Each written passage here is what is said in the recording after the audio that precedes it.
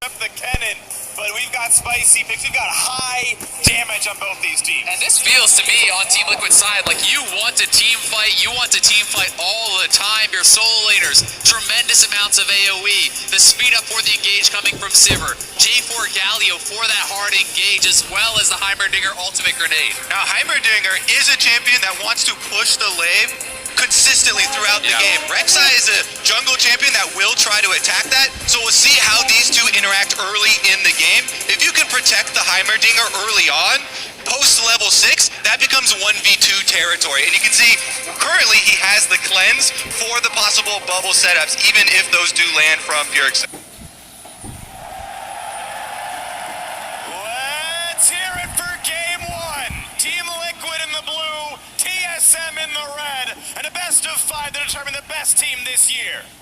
Heimerdinger on the rift, going to be dropping down these turrets, trying to block the paddle stars, avoid damage, avoid setup from Zoe in the mid lane, and that's where everybody's looking.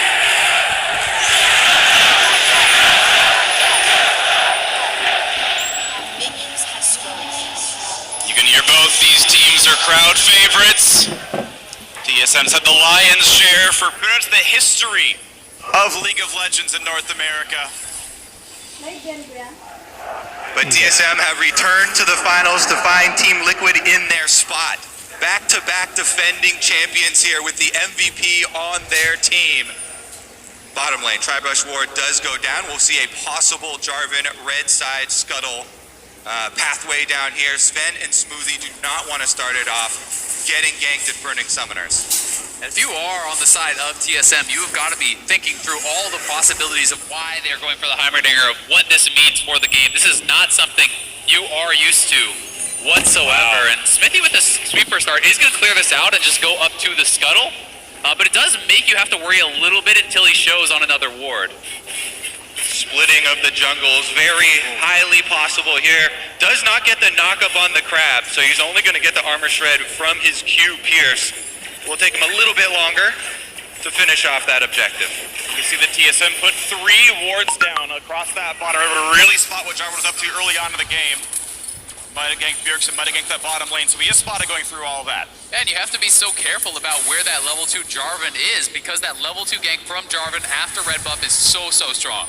And we have to highlight, once again, Heimerdinger is supposed to push the wave early on. You can see Jensen there with these cannon minions. In addition to that, top lane with the cannon pick into Vladimir, even though overshadowed by this Heimerdinger pick, is also supposed to be a pushing lane for Team Liquid early. And this should allow Xmithy, the agency here on Jarvan, to keep track of Acadian, track that Rek'Sai early on in the game. And we're going to have to find out, will it be the full-on AD split push build here from Impact? Is it going to be some of the hybrid builds we've been seeing sneaking in, like the Gunblade, or just a full-on AP? I want a team fight, rush the Proto Belt, because that's what I'm expecting based on the rest of their comp. Kaden has to be respectful of the fact that he's been spotted by the Scryer's Bloom. Nice damage in the mid lane here by Bjergsen as the farm is equal across these players. And now look back into Corey JJ, igniting, flashing as well, pushing Acadian off that camp with the blue buff already taken. And the early jungle tracking is a team objective here. Corey JJ moves up from the bottom lane as they push, gets the ward down. Ignite and flash used though. Exhaust on as well, plenty of auto-attacks in for Sven. Plenty of damage on a double hit, but now the taunt. A little bit of damage back in, but still a far better trade for the TSM duo. Yeah, the TSM duo getting a lot back there. I love the initial roam from Core JJ though. Pushing this early game jungler out of his jungle, setting the Rek'Sai behind is certainly pretty worthwhile. And Rek'Sai without the flash, his ganks are so much less effective for Acadian. But TSM does battle back, pushing double lift to pretty low HP.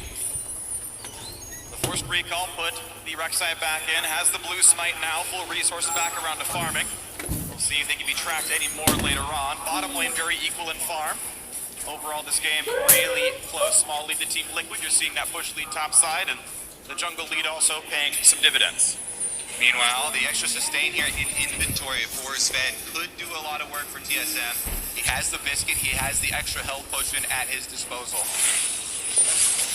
You can see how far back Broken Blade had to play. This was one of the matchups people talked about, especially towards the very end of the regular season. Could Impact hold on and carry risk carry matchup? That's all he played up against FlyQuest. That went well against Viper. Now Broken Blade, a stronger opponent So far, so good for the cannon, but we'll have to see as time goes on if those instincts hold up. Yeah, Vladimir going to scale extremely well early on, low cooldown or long cooldowns on the Q. Definitely hurts the sustain. He's just trying to get that CS at his turret without giving up too much plate damage. Kennan's goal early on here is to get money through the turret plates. Yeah, exactly. And if you're not able to accomplish that, Vladimir will hit a point where you're at level 9. You have your Kindle Gem, you have your Phoenix Codex, and your CDR is stacking up, and you can't pressure him anymore. See damage still coming through at level 5. That Doran shield making easy to sustain. There's the rank 3 Q. Heals again, and Broken Blade is still staying alive and able to pick up this farm under his turret. So health not being denied, farm not being denied so badly either, as Bjergsen pushes down whatever things he can in this mid lane. Wait to see the next round of recalls, as Jensen and Bjergsen both have walked back to the lanes after their first purchases.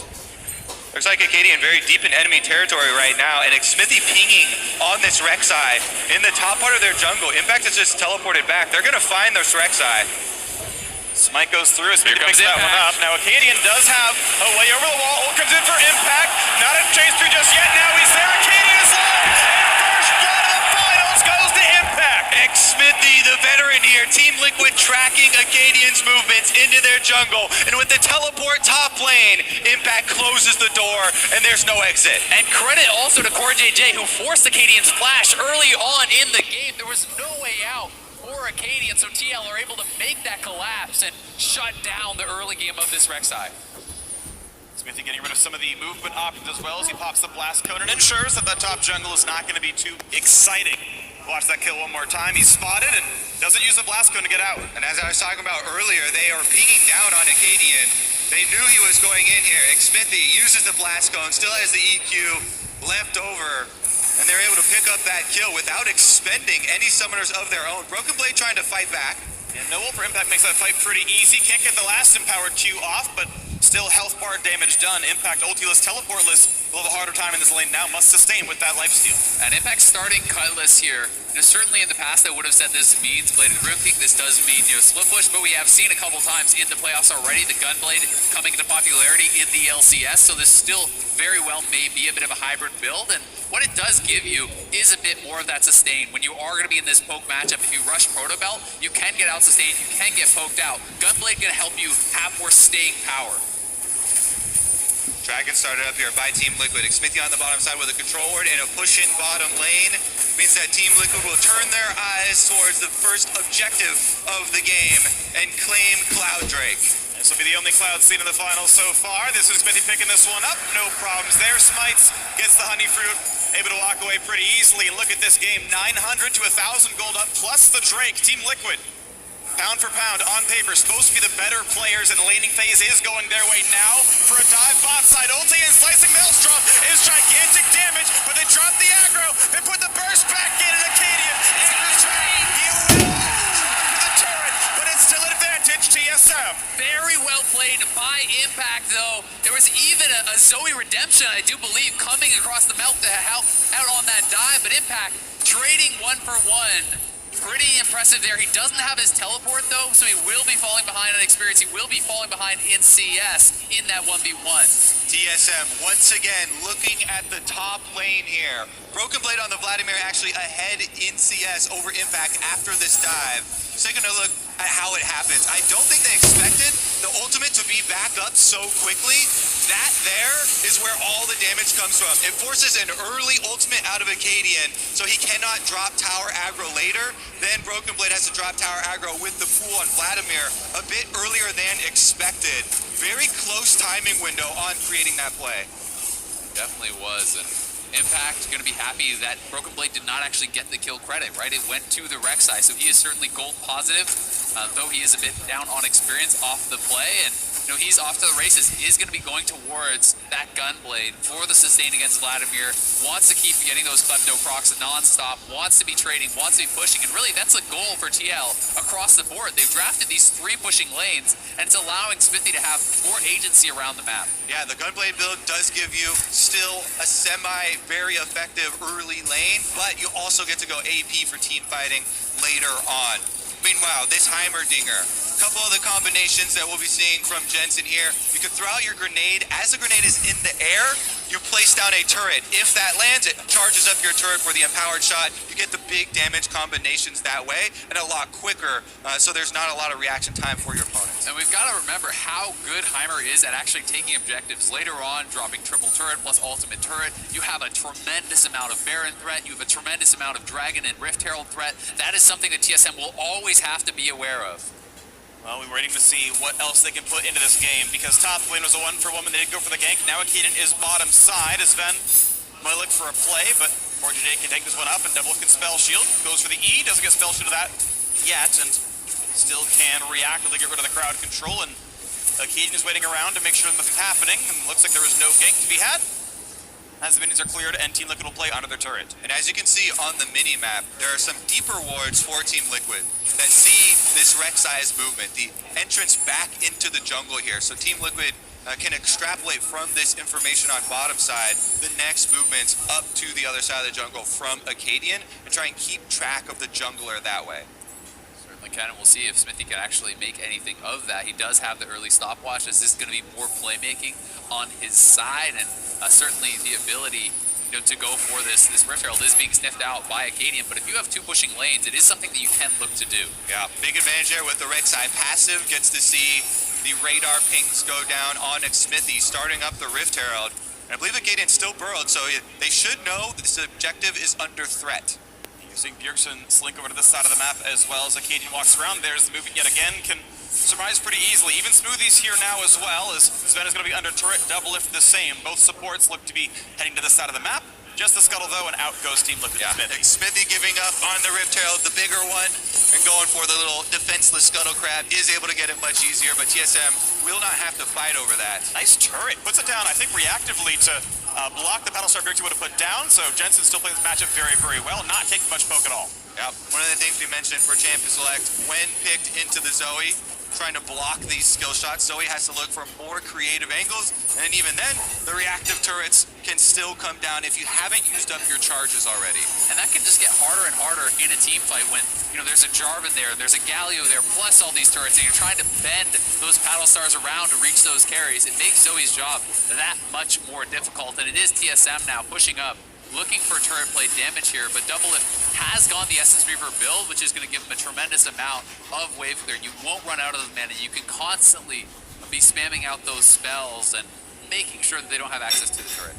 So far, we are at 2 turrets taken in the top side in favor of Impact up there. Part of the gold lead that Team Liquid has, that 320 picked up. You can see individually 1,400 gold above his opponent, 700 from the kills onto Acadian, only the very small, actually 75 gold assist for Broken Blade on that one, and you can see the plates mattering quite a lot as well. So this build, this sustain working so well for Impact. He's got the Sork Shoes done, and second Cloud Drake is alive. And it's really everything on top of that too. He's Klepto as well, right? So it's all this added gold is kind of propelling him more quickly to the rest of this build, because one of the criticisms of the Gunblade start is that if you go into a team fight with just the Gunblade, your flank, your kind of upfront burst is often worse in a team fight than with the Protobell, where you can position yourself more effectively. But he's going to get to that 2 items very fast. And it does give you the power in the 1v1 here. Impact goes in, use the activation, large chunk onto Broken Blade. Now teleport is available. We'll see if they're expended here, because the Rift Herald, once again, under attack.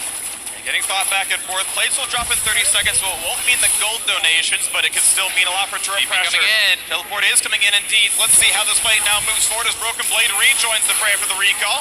Has extra ability power into himself. Low on the Herald. Both bottom lanes are coming up. The Galio can ult as well. We've got Smoothie coming in. Look for the play again. Blocked out. There's no damage out of Bjergsen's Paddle Star. Lower health. Here comes the cannon. Big damage on the front line. Looking for one. Not just yet. Acadian goes down. 1 for 0 Team Liquid. Broken Blade on back line. Stopwatch buys some space. Impact flashes away. Still does the 1 kill. Looking for the second. One more Q. Answered back by Broken Blade. No knock up yet. Sven gets away. 2 for 1 Team Liquid. They get 2 for 2 overall.